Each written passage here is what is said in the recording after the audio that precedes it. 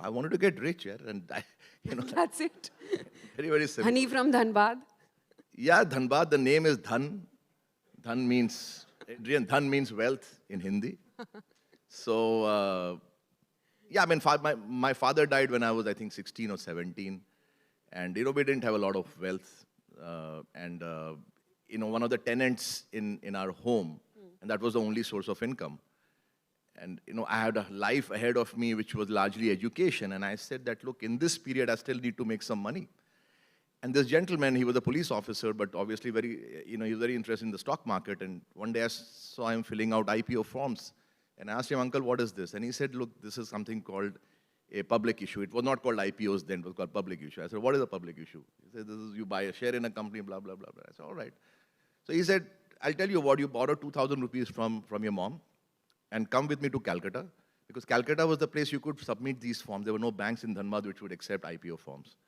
So we took a 4-hour train journey, went and applied for shares. Which company was this? Share called Asian Hotels, which was the Hyatt Regency in New Delhi.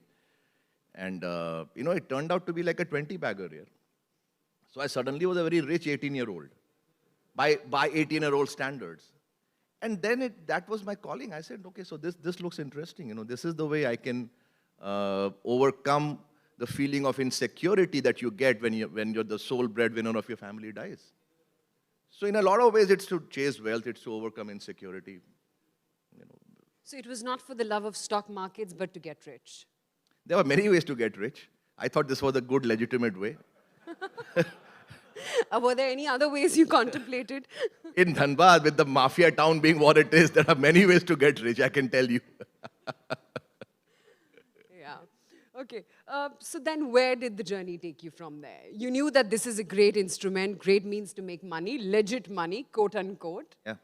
From there, where? No, when I came back to India after my MBA and I joined Citi, and I remember I was sitting one night, with my close friend Naganath, who was the CIO of DSP BlackRock, and we had joined Citi at the same time. So, and we used to live in Bandra, very close to each other. And I called him and said, come on over, we'll sit and have a chat about our future, because the bank wasn't looking very good. It was going through this usual perennial Citibank crisis of going bust because of Latin American debt then. So I said, boss, this is not going to work out. So I think we should jump into the stock market.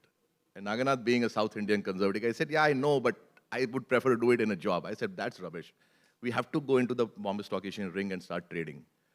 So, and our call was that 10 years from now, this was 1989, 10 years by the end of, that decade, the coming decade, India would become a significant market. Now, just as all these people are talking about the India of the next 10 years, back then it was pretty much a big, broad macro call that equity markets were underdeveloped, there would be need for professionalization, and let's go in there. And I was 26. And then I just, quit my job in Citibank, never told my mom, because if I told her, she would have said, tumse shaadi kaun karega? Right, so, I didn't tell her for a year and a half.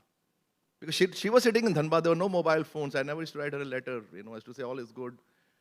And that was it. I just broke the news when I sent her a plane ticket to fly to Bombay. And she said, how can you afford a plane ticket?